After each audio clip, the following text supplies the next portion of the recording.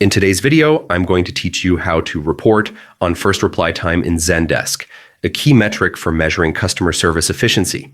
First, head over to Zendesk and sign in with your email and password.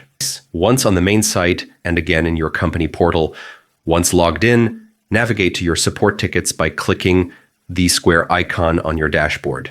Then select Explore, Zendesk's Analytics Hub to access reports. Click the report icon, then choose New Report.